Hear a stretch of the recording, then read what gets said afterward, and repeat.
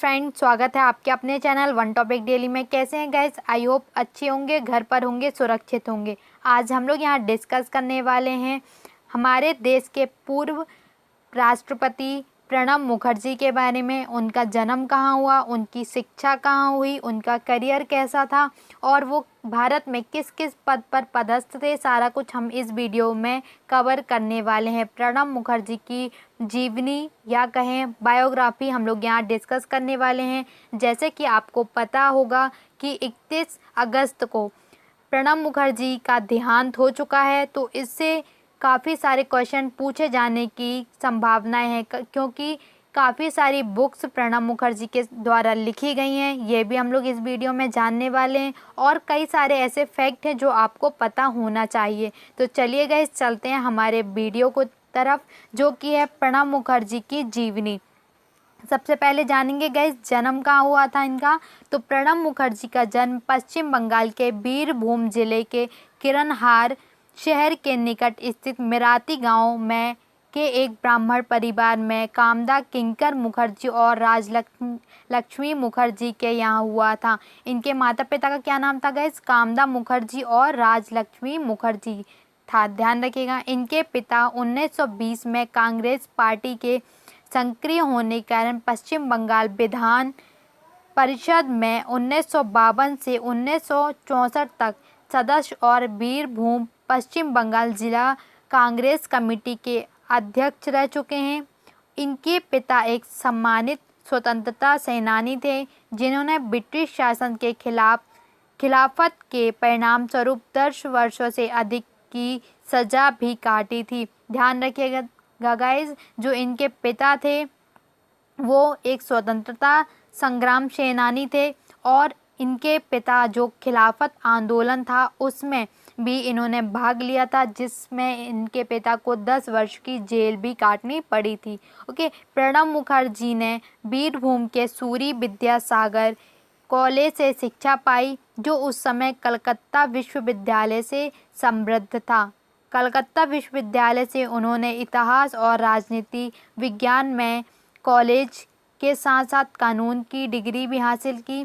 ठीक है, सब इनके सब्जेक्ट याद रखिएगा, क्योंकि इससे क्वेश्चन पूछा जा सकता है कि प्रणब मुखर्जी ने कौन कौन से सब्जेक्ट में डिग्री हासिल की थी। तो ध्यान रखिएगा, इतिहास और राजनीति, इसके साथ ही साथ कानून मतलब लॉ भी उन्होंने किया था। वे एक वकील और कॉलेज के प्रोफेसर भी रह चुके हैं। ठीक है, प्राध्यापक जिन्हें कहा जाता है। उन्होंने मानद डी लिट, ये देखिए ये इंपॉर्टेंट फैक्ट है, ध्यान रखिएगा, उन्होंने मानद डी लिट की डिग्री भी प्राप्त की है।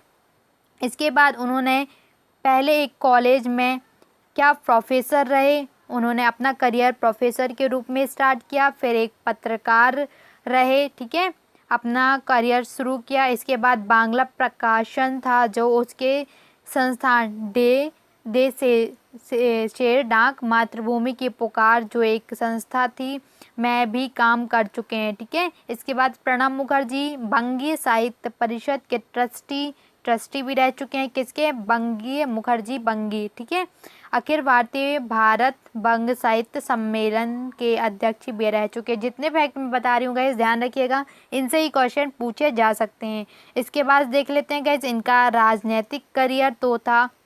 इनका संसदीय करियर करीब 5 दशक पुराना है। ठीक है, कब से? 5 दशक पुराना है, जो 1969 में कांग्रेस पार्टी के राज्यसभा सदस्य के रूप में उच्च सदन से शुरू हुआ था। कब शुरू हुआ था? 1969 से कांग्रेस पार्टी के राज्यसभा सदस्य के रूप में उच्च सदन से शुरू हुआ था। वे 1975, 1981 और 1993, 1999 में चुने गए थे। इसके बाद 1973 में औद्योगिक विकास विभाग के केंद्रीय उप मंत्री के पद में मंत्रिमंडल में शामिल हुए। ठीक है, ध्यान रखिएगा कहाँ से शामिल हुए थे? 1973 में औद्योगिक विकास विभाग के केंद्रीय उप मंत्री के रूप में मंत्रिमंडल में शामिल हुए थे ये। ठीक है, इसके बाद चलते हैं गाइस आगे। वे सन 1982 में से 1984 तक कई कैबिनेट पदों के लिए चुने जाते रहे। ठीक है, कब से? 1982 से 1984 तक। इसके बाद सन 1984 में भारत के वित्त मंत्री बने। ये मोस्ट इम्पॉर्टेंट है, पूछा जा सकता है कि भारत के मतलब प्रणब मुखर्जी वित्त मंत्री के पद पर सबसे पहले किस वर्ष पदस्थ हुए, तो ध्यान रखिएगा 1984 में पदस्थ हुए थे। इसके बाद 1984 में ही यूरोमनी पत्रिका के एक सर्वेक्षण में उनको विश्व का सबसे अच्छा वित्त मंत्री मूल्यांकन किया गया। ये भी इम्पॉर्टेंट है, ध्यान रखिएगा। कौन सी पुस्तिका थी ये? यूरोमनी, ठीक है। कौन सी थी? यूरोमनी, ध्यान रखिएगा। ये देखिए 1984 में ही, ठीक है। सबसे पहले 1984 में ये भारत के वित्त मंत्री बने। फिर एक पुस्तक आई, कौन सी? यूरोमनी। उनमें मतलब कहा गया कि प्रणब मुखर्जी अभी तक के सबसे अच्छे वित्त मंत्री हैं, ध्यान रखिएगा ये शब्द। इसके बाद आगे चलते हैं गाइज। इनका कार्यकाल भारत के अंतर्राष्ट्रीय मुद्रा कोष मतलब IMF का ऋण 1.1 अरब अमेरिकी डॉलर की आखिरी किस्त नहीं अदा कर पाने के लिए उल्लेखनीय है। मतलब कुछ हुआ होगा उस समय गाइज कि ये वित्त मंत्री थे और इनका जो ऋण लिया था हमारे भारत देश ने, उसमें IMF से ऋण लिया गया होगा, उसमें 1.1 अरब अमेरिकी डॉलर की किस्त नहीं अदा कर पाने के कारण इनका उल्लेखनीय ये वित्त जो पद था वो उल्लेखनीय है। वित्त मंत्री के रूप में प्रणब मुखर्जी का कार्यकाल के दौरान डॉक्टर मनमोहन सिंह भारतीय रिजर्व बैंक के गवर्नर थे, ठीक है। कौन था? जो उस समय जब वित्त मंत्री थे प्रणब मुखर्जी, तो उस समय RBI के गवर्नर मनमोहन सिंह जी थे, ठीक है। ध्यान रखिएगा इतना। इसके बाद आगे चलते हैं गाइस। वे इंदिरा गांधी की हत्या के बाद हुए लोकसभा चुनाव के बाद राजीव गांधी के समर्थक मंडली के षड्यंत्र के शिकार हुए। उन्होंने इन्हें मंत्रिमंडल में शामिल नहीं होने दिया। कुछ समय के लिए उन्हें कांग्रेस पार्टी से निकाल दिया गया। उस दौरान उन्होंने अपने राजनीतिक दल राष्ट्रीय समाजवादी, ध्यान रखिएगा कौन सा मतलब दल का इन्होंने निर्माण किया था? राजनीतिक दल राष्ट्रीय समाजवादी, ठीक है। ध्यान रखिएगा ये इन्होंने अपनी खुद की पार्टी बनाई थी, राष्ट्रीय समाजवादी। आगे चलते हैं, जानेंगे आगे। कांग्रेस का गठन किया, लेकिन सन 1979 में राजीव गांधी के साथ समझौता कर लिया। इन्होंने अपनी एक पार्टी बनाई, लेकिन फिर 1979 में राजीव गांधी के साथ समझौता कर लिया और उनके ही दल में ये मिल गए थे, ठीक है। ध्यान रखिएगा इतना। उनका राजनीतिक करियर उस समय पुनर्जीवित हो गया, मतलब फिर से इनका जो राजनीतिक करियर जो डूब रहा था वह फिर से उठ उठा जब PV नरसिम्हा राव ने उन्हें पहले योजना आयोग का उपाध्यक्ष के रूप में और बाद में देखते हैं क्या, बाद में कैबिनेट मंत्री के तौर पर नियुक्त करने का फैसला किया, ठीक है। ध्यान रखिएगा ये शब्द जितने भी मैंने आपको अभी तक बताए हैं। उन्होंने राव के मंत्रिमंडल ने 1995 से 1996 तक पहली बार विदेश मंत्री का कार्य किया, ठीक है। कब किया? 1995 से 1996 में ये विदेश मंत्री भी रह चुके हैं। उसके बाद आता है 1997 में उन्होंने उत्कर्ष सांसद चुना गया, ठीक है। 1997 सांसद चुना गया। इसके बाद आता है सन 1985 के बाद में उन्हें कांग्रेस की पश्चिम बंगाल राज्य इकाई के अध्यक्ष भी चुना गया, ठीक है। पश्चिम बंगाल की राज्य इकाई 1985 में अध्यक्ष चुना गया। फिर आता है सन 2004 में जब कांग्रेस ने गठबंधन सरकार के अगुवा के रूप में सरकार बनाई तो कांग्रेस के प्रधानमंत्री मनमोहन सिंह ने एक राज्यसभा सांसद थे, इसलिए जंगीपुर लोकसभा निर्वाचन क्षेत्र से पहली बार लोकसभा चुनाव जीतने वाले प्रणब मुखर्जी को लोकसभा में सदन का नेता बनाया गया। यहाँ ध्यान रखिएगा लोकसभा का सदन का नेता बनाया गया किसको? प्रणब मुखर्जी के। और इन्होंने रक्षा, वित्त, आदेश, विदेश विधेयक, विषयक मंत्रालय, राजस्व, नौवहन, परिवहन, संचार, आर्थिक मामले, वाणिज्य और उद्योग समेत विभिन्न महत्वपूर्ण मंत्रालयों के मंत्री होने का गौरव प्राप्त हुआ। कौन कौन सा गौरव प्राप्त हुआ एक बार और देख लेते हैं। कौन से देखे? कौन कौन से थे? रक्षा, वित्त, ये देखिए रक्षा, वित्त, विदेश विधेयक मंत्रालय, ठीक है।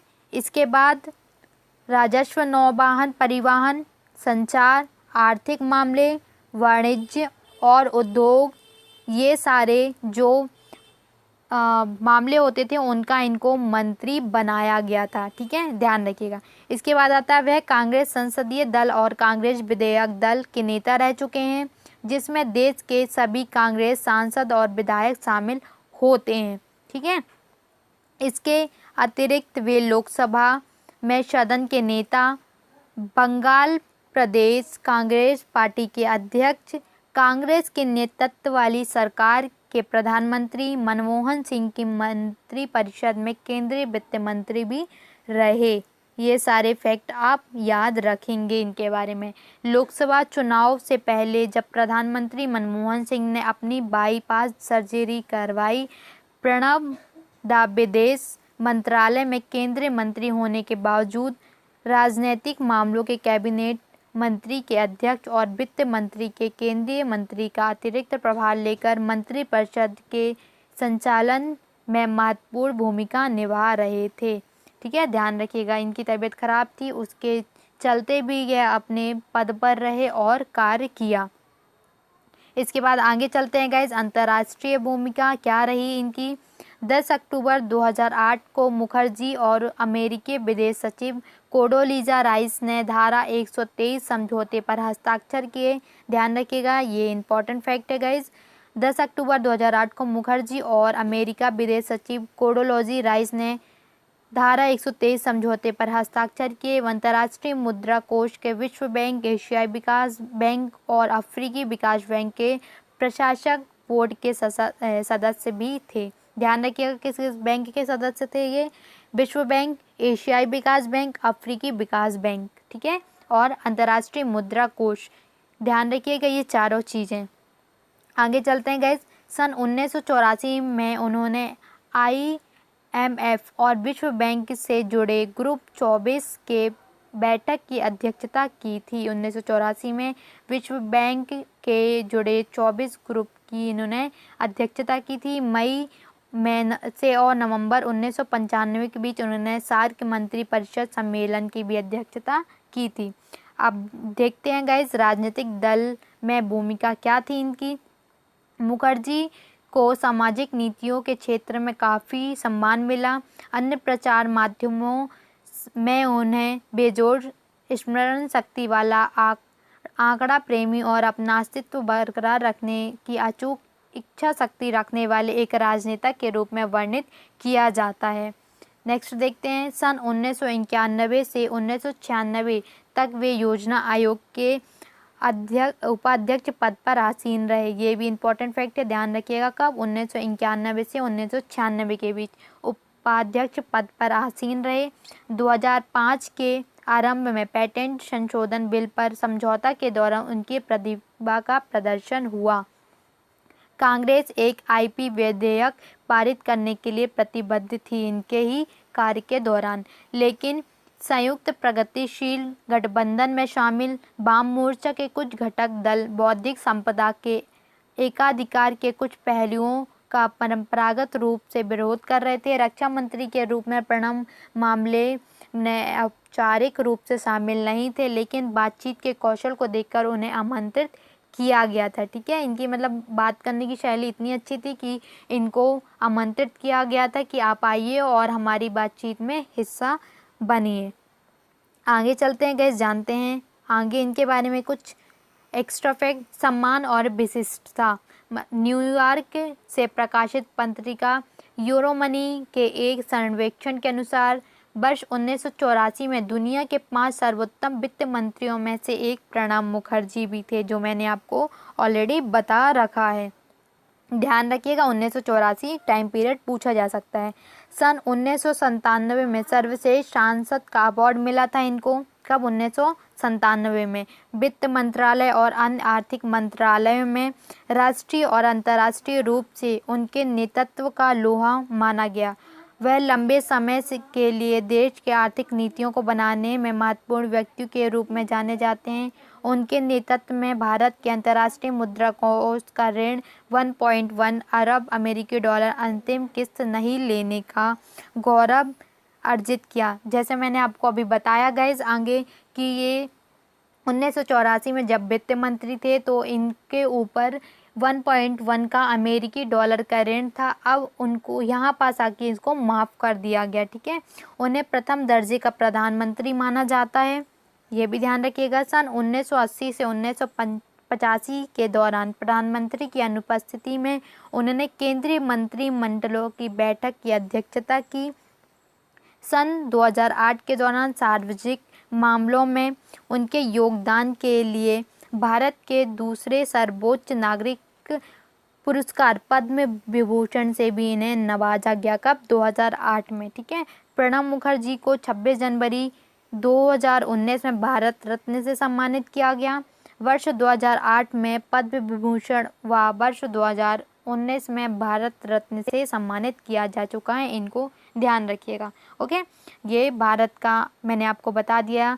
जो पद्म विभूषण होता है वो सेकेंड नंबर का अवार्ड होता है और जो भारत रत्न होता है वो प्रथम नंबर का भारत का सर्वोच्च सम्मान होता है, जिनसे इनको सम्मानित किया जा चुका है। अब देखते हैं गाइस कुछ एक्स्ट्रा फैक्ट। और भारत के राष्ट्रपति ये रहे 25 जुलाई 2012 से 2017 के बीच टाइम पीरियड सबका आप ध्यान रखिएगा। भारत के वित्त मंत्री ये रहे पहले 15 जनवरी 1982 से 31 दिसंबर 1984 तक। उसके बाद रहे गाइस 24 जनवरी 2009 से 26 जून 2012 तक। ओके, नेक्स्ट पे चलते हैं गाइस। भारत के विदेश मंत्री ये कब कब रहे देख लेते हैं। भारत के विदेश मंत्री ये 10 फरवरी से 1995 तक 10 फरवरी 1995 से 16 मई 1996 तक, ये एक साल इन्होंने विदेश मंत्री का कार्यभार संभाला। इसके बाद भारत के रक्षा मंत्री ये रहे 22 मई 2004 से 26 अक्टूबर 2006 तक, ये भारत के रक्षा मंत्री के पद पर भी आसीन रहे। इसके बाद आता है भारत योजना आयोग के ये उपाध्यक्ष रहे 24 जून 1991 से 15 मई 1996 तक। ये जितने भी इनके कार्यभार रहे सारे आप डेट वाइज याद करिएगा क्योंकि इम्पोर्टेंट है, पूछा जा सकता है। चलते हैं गाइज अब इनके द्वारा लिखी पुस्तक की तरफ।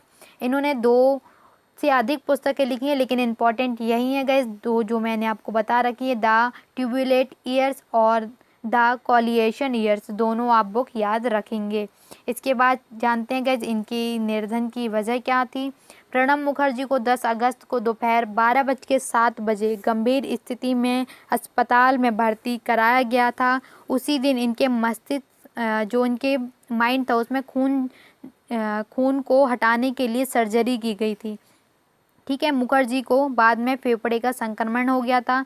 सर्जरी से पहले उनकी कोरोना की भी जांच की गई थी जिसकी रिपोर्ट सकारात्मक आई थी। इनका निधन 31 अगस्त 2020 को दिल्ली के अस्पताल में हो गया। ये ध्यान रखिएगा गाइस इनकी निर्धन की वजह। और जितने भी मैंने फैक्ट बताए हैं सारे इम्पॉर्टेंट हैं, आपके एग्ज़ाम में पूछे जा सकते हैं। और बहुत ही दुखद बात है गाइस कि हमारे देश के इतने टैलेंटेड लोग हम लोग खो रहे हैं धीरे धीरे। कई सारे लोगों की अभी तक मृत्यु हो चुकी है। मैं इनके निधन पर शोक प्रकट करती हूँ और हमारे देश के जितने भी लोग अभी तक जिनका भी निधन हो चुका है उनके लिए भी शोक है।